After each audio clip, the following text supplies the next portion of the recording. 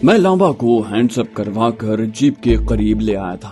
वो मेरे अगले हुक्म का मुंतजिर था। मैं उसे जीप में बिठाकर मामला आगे बढ़ाना चाहता था, लेकिन मुझे बखूबी अंदाजा था कि मुझ पर हमला करके बाजी पलटने के लिए उसके पास यही सबसे मुनासिब मौका है। इसलिए जीप की तरफ बढ़ते हुए मैं तेजी से दिमाग लड़ाता रहा और बिलाखिर एक मुमकिन हद तक महफूज और काबिल अमल तरकीब सोच ली। मैंने तहक्कुम-आमेज़ लहजे में कहा, मैं तुम्हें एक बार फिर चेतावनी देता हूँ, अपना जीवन प्यारा है तो कोई दाव लगाने चाल चलने की गलती न करना। और अब अपना दायां हाथ गुद्दी पर रखा रहने दो और बाएं हाथ से एक एक करके अपनी शर्ट के ऊपरी 4 बटन खोल लो, परंतु तुम्हारा सीधा हाथ गुद्दी से नहीं हटना चाहिए। मेरी बात सुनकर उसने परेशान लहजे में पूछा, ये तुम क्या कर रहे हो? तुम चाहते क्या हो? मैंने तंजिया लहजे में कहा, चिंता न करो, तुम्हें अभी पता चल जाएगा। पहले जो तुम्हें कहा है वो करो। उसने कसमसाते हुए धीरे धीरे अपनी शर्ट के ऊपर वाले 4 बटन खोल दिए और रजाकाराना तौर पर अपना बायां हाथ दोबारा गुद्दी पर रख लिया। मैंने उसे ललकारा नहीं, अब पहले दोनों पैर चौड़े करो और दोनों हाथ भी नीचे कर लो, लेकिन बहुत धीरज के साथ। अल्लाह जाने वो मेरी इन हिदायत का मतलब समझ पाया था या नहीं, लेकिन उसने मेरे कहने पर जूं का तूं अमल किया। अगले ही लम्हे में बिजली की तेजी से आगे बढ़ा और बाएं हाथ से उसकी शर्ट के कॉलर के निचले सिरे को उसके बाएं कांधे की तरफ एक झटके से खींचा। इससे पहले कि वो मामला पूरी तरह समझ पाता, मैंने यही अमल उसके कॉलर के दाएं सिरे से भी दोहराया। बटन खुले होने की वजह से उसके दोनों कांधे बरहना हो गए। तभी मैंने पिस्तौल उसकी गुद्दी पर टिका कर कहा, बगैर हिले जुले इसी तरह अच्छे बच्चे बनकर खड़े रहो। उसके बाद बाएं हाथ की मदद से उसकी शर्ट को दोनों कांधों से मजीद नीचे खींचकर उसकी कोहनियों से जरा ऊपर तक ले आया। इस दौरान मैं झटके की शिद्दत से उसके दोनों बाजू खुद ब खुद पीछे की तरफ मुड़ गए थे और मोटे कपड़े की शर्ट उसके लिए शिकंजा बन गई थी। अब वो शर्ट को दोबारा कांधे से ऊपर किए बगैर अपने हाथों को आजाद नहीं करवा सकता था। इस दौरान उसने एहतजाजी नारा लगाते हुए पूछा, तुम ये क्या कर रहे हो? मैंने कहा, अपनी जबान बंद रखो लांबा महाराज, वरना शर्ट की जगह राइफल तुम्हारी बाहों में फंसा दूंगा। यकीन करो, इससे तुम्हें ज्यादा कष्ट उठाना पड़ेगा। अब बिना कोई चितराई दिखाए जीप में बैठ जाओ, समय कम है और मुझे तुमसे बहुत सी बातें करनी है। मुझे बखूबी इदराक था कि लांबा की ये बेबसी बहुत सतही और मामूली नौयत की है और वो मौका मिलते ही चंद लम्हों में खुद को आजाद करवा सकता है, लेकिन मुझे फिलहाल उसे जीप में बिठाना था। उसके बाद उससे निमटने के दूसरे तरीके अपनाए जा सकते थे। मैंने पैसेंजर साइड का दरवाजा खोलकर उसे बिठाया और फिर दरवाजा बंद कर दिया। फिर उसे निशाने पर रखते हुए मैं घूमकर ड्राइविंग सीट पर जाकर बैठ गया। मैं चंद लम्हों तक उसे खा जाने वाली नजरों से घूरता रहा। उसने मुस्तरिब होकर सख्त लहजे में कहा, मुझे पता है तुम मुझे जिंदा नहीं छोड़ोगे, फिर तुम ये तमाशा क्यों लगा रहे हो? मुझे गोली मारो और यहाँ से भाग जाओ, परंतु तुम यहाँ से जीवित नहीं निकल सकते।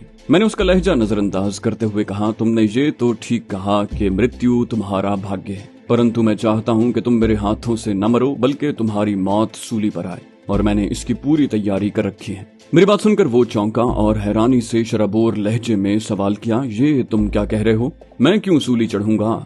मैंने क्या अपराध किया है और तुमने क्या तैयारी कर रखी है? तुम तो। उसकी बात सुनकर मैंने कहकहा लगाया और पिस्तौल की नाल से उसकी कनपटी पर टहूका देकर कहा, इतने भोले न बनो लांबा, मैंने तुमको बिला वजह दुष्ट और पाखंडी नहीं कहा। मेरे पास तुम्हारे घटिया करतूतों के सबूत मौजूद हैं। अगर तुम्हारा मूर्ख चेला पृथ्वी आत्महत्या न करता तो मैं तुम्हारे खिलाफ उसे गवाह बनाकर भी पेश कर देता। मेरे इन अल्फाज में लांबा के लिए हैरानी और परेशानी के इतने धमाके मौजूद थे कि वो कुछ कहने की बजाय हक्का बक्का मेरा मुंह देखने लगा। फिर उसने खुद को संभालते हुए सख्त लहजे में कहा, तुम क्या बकवास कर रहे हो? कौन से करतूत? और झूठ मत बोलो। मुझे पता है पृथ्वी ने आत्महत्या नहीं की, उसे तुमने मारा है। उसने तुम्हारा पीछा करके सबूत ढूंढ लिया होगा कि तुम पाकिस्तानी जासूस हो। इस पर तुमने उसकी हत्या कर दी और छल कपट से उसकी मृत्यु को आत्महत्या बनाने का प्रयास किया। मैंने उसे अपनी बात कहने का पूरा मौका दिया और अपने पत्ते दिखाने से पहले उसकी जबान खुलवाने का फैसला किया। कहा, तुम अगर मुझे पाकिस्तानी जासूस समझकर खुश होना चाहते हो तो मुझे कोई फर्क नहीं पड़ता। मेरे पास अपने निर्दोष होने के सारे सबूत मौजूद हैं। तुम बताओ कि तुमने किस आधार पर उसे मेरे पीछे लगाया था। मेरी बात सुनकर वो तलखी से हंसा, बोला, हम कोई नासमझ बालिक नहीं हैं रोहित जी। जिस दिन तुमने यहाँ अपने पैर उतारे थे हमें पूरा संदेह हो गया था कि तुम दुश्मन मुल्क के जासूस हो और किसी खतरनाक मिशन पर यहाँ आए हो। तुमने पता नहीं क्या चक्कर चलाकर एसपी इंजीनियर से सिक्योरिटी पास बनवा लिया था, वरना ऐसी जगह पर किसी सिविलियन के इतनी आजादी से घूमने फिरने का तो सवाल ही पैदा नहीं होता। मैं उसकी बात सुनकर हंसा और फिर बेनियाज लहजे में कहा, यही कुछ पृथ्वी ने भी कहा था, और फिर जब मैंने उसे सच्चाई बताई तो अपनी और तुम्हारी गर्दन बचाने के लिए वो मेरी हत्या करने पर तुल गया और इसी कोशिश में मारा गया। इस बारे में तो बाद में बात होगी, पहले ये बताओ कि तुमको उसकी मृत्यु का कैसे पता चला और मुझे गिरफ्तार करके पूछगिछ करने की बजाय कुचल कर मारने पर क्यों तुल गए। तहम मेरा आखिरी सवाल शायद उसने पूरी तरह सुना ही न था। वो पहले ही जुमले में उलझ गया था। बोला, तुम किस सच्चाई की बात कर रहे हो? उसके चेहरे पर अब गंभीर संजीदगी छा गई थी।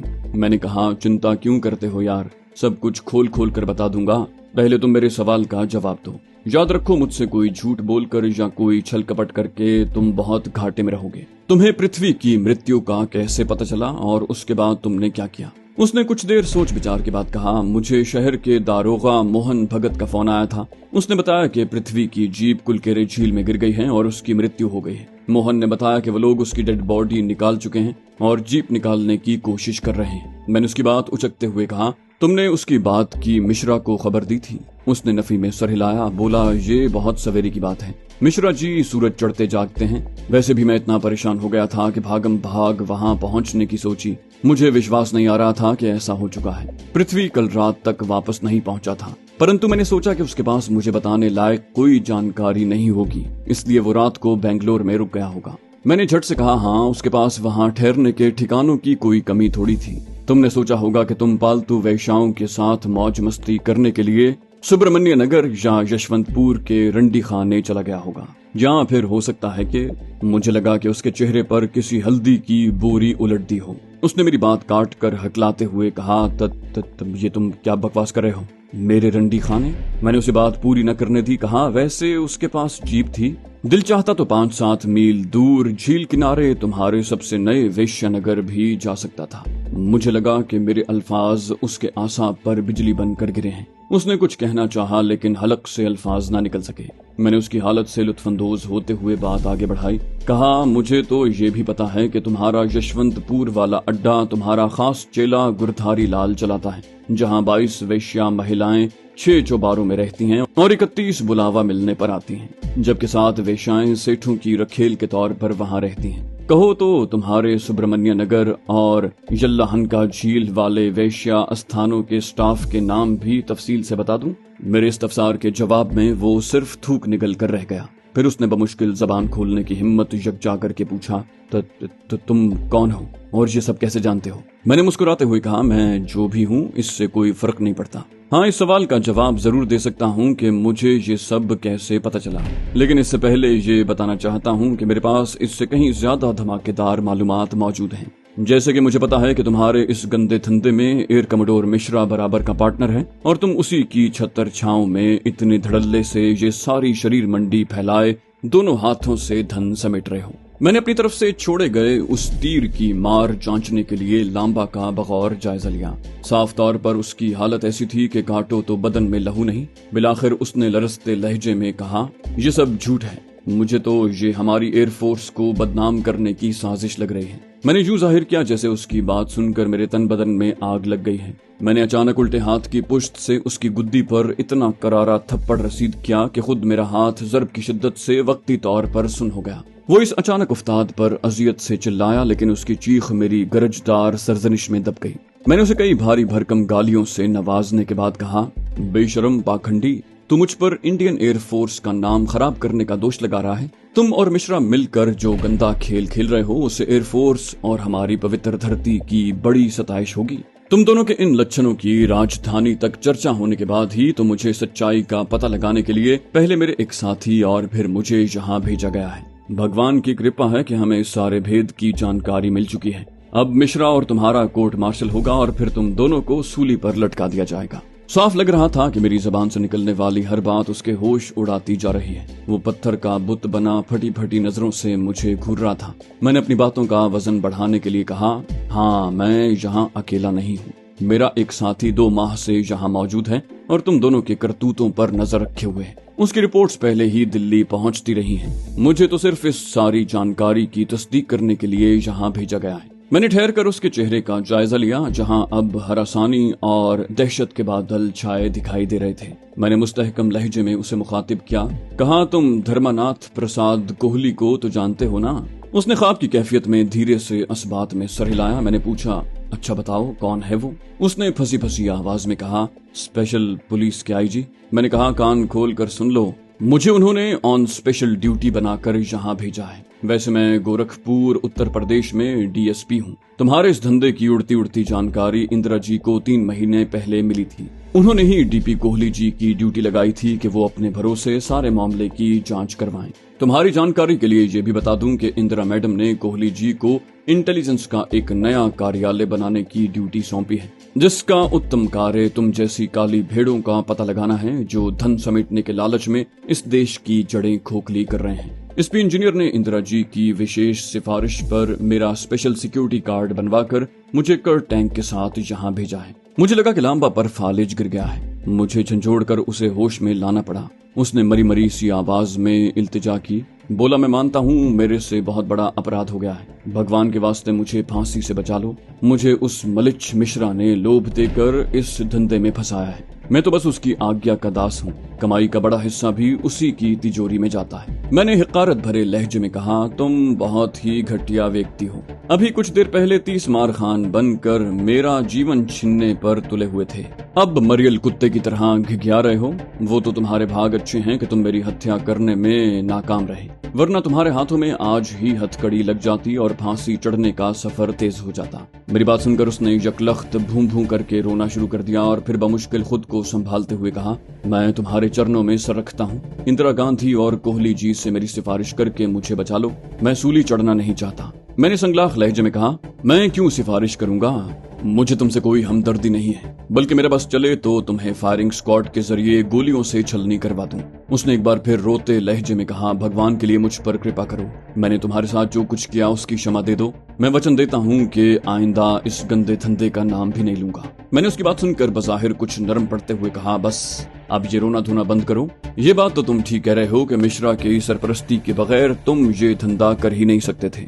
असल दोषी तो वही है, परंतु मुझे चिंता है कि वो सारी जिम्मेदारी तुम पर डालकर खुद बच निकलेगा। उसके इस धंधे में शामिल होने के इतने ठोस सबूत अभी हमारे पास मौजूद नहीं। मेरी बात सुनकर उसने पुरजोश लहजे में कहा, मैं प्रदान करूंगा उसके खिलाफ सारे सबूत, वो भी इतने ठोस के वो 1000 कोशिश करके भी नहीं झुटला सकता, क्योंकि मेरे पास तो उसके इन गुप्त रहस्यों की भी जानकारी मौजूद है जिन तक आप कभी नहीं पहुंच सकते। मैंने उसकी बातों में दिलचस्पी का इजहार करते हुए कहा, ज्यादातर गुप्त बातें तो मुझे पहले ही पता है। ऐसी कौन सी बात है जिसका तुम जिक्र कर रहे हो? उसने अपने लहजे को ड्रामाई करते हुए कहा, क्या आपको ये जानकारी है कि इस सारे गंदे धंधे में हमारा सबसे शक्तिशाली पार्टनर लोकसभा का एक मेंबर और स्टेट मिनिस्टर है? उसकी बात सुनकर मैंने हकीकी हैरानी के साथ कहा, क्या सचमुच? अच्छा तो अब नाम भी बता दो उसका। उसने उसी गंभीर लहजे में कहा, श्री के.सी. रेड्डी। वो कोलार के इलाके से हर बार चुनाव जीतता आया है और इस वक्त minister for commerce and industry है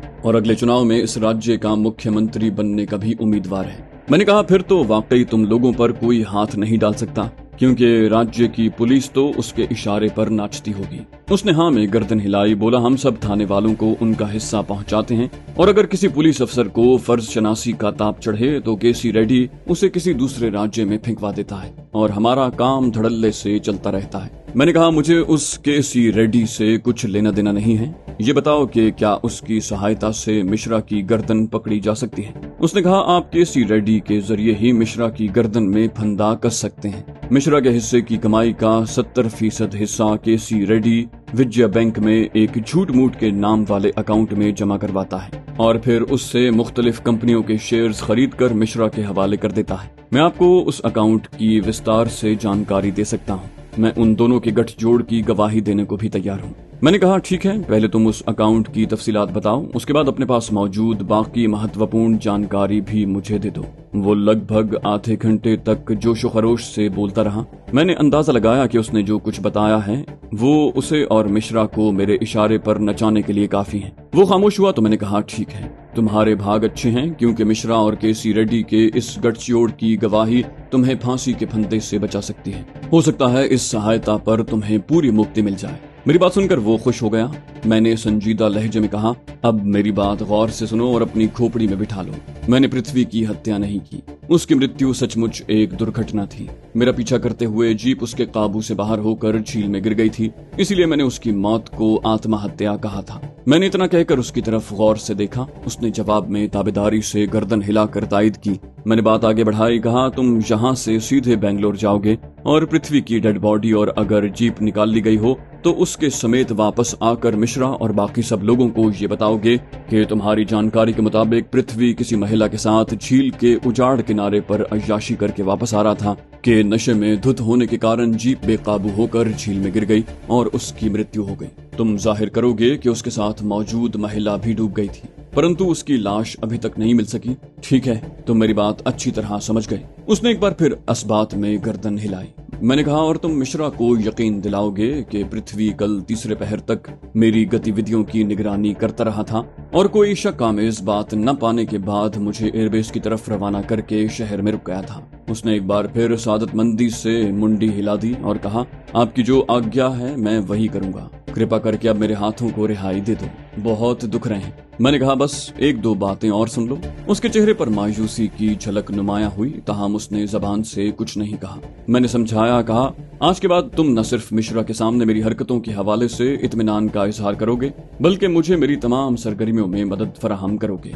मुझे इस मामले के अलावा भी एयरबेस के तमाम मामलात की गहरी नजरों से जांच का निर्देश देकर भेजा गया है। मुझे चेतावनी दी गई है कि मिश्रा कई और तरह की गलत गतिविधियों में शामिल है। हो सकता है तुम्हें मेरी कोई कार्रवाई समझ न आए तो तुम मुझसे पूछ लेना, लेकिन किसी शक या साजिश में पड़े तो अच्छा नहीं होगा। उसने पुरजोश अंदाज में यकीन दिलाया कि वो मुझे शिकायत का मौका नहीं देगा। इस पर मैंने उसे शर्ट कांधों से ऊपर करके बाजू सीधे करने की इजाजत दे दी। कहा, अब तुम जीप से उतर जाओ और पैदल कमांडेंट हाउस पहुंचो। मैं तुम्हारी जीप और हथियार लेकर जा रहा हूँ। तुमने मुझे बहुत दौड़ाया है, इसकी थोड़ी बहुत सजा तो तुम्हें मिलनी ही चाहिए। खिलाफ तवक्को उसने हंसते हुए कहा कि उसे कोई मसला नहीं है, वो पैदल तवील फासले तय करने का आदी है। उसने कमांडेंट हाउस पहुंचने के लिए मुख्तसर तरीन रास्ते की भी निशानदही की। उसकी फराहम करदा रहनुमाई के मुताबिक मुनासिब रफ्तार से जीप दौड़ाता हुआ मैं चंद ही मिनट में कमांडेंट हाउस पहुंच गया। जीप को पिछवाड़े के सब्जाजार के करीब रोककर मैंने आसपास का जायजा लिया। मुझे वहां कोई नजर न आया। मैंने जीप हथियारों समेत वहीं छोड़ दी और कमांडेंट हाउस की तरफ बढ़ने लगा। इमारत के करीब पहुंचकर मैंने डाइनिंग हॉल की तरफ जाने का सोचा, लेकिन फिर ये इरादा तर्क कर दिया। मेरा पसीना सूख चुका था, लेकिन नाजुक मिजाज सरस्वती को बू नागवार गुजर सकती थी। उसके साथ ही भाग दौड़ के दौरान पड़ने वाली खाक धूल की तह भी जिस्म से चिपक चुकी थी। मैंने गुस्ल के लिए अपने ठिकाने का रुख करना बेहतर समझा।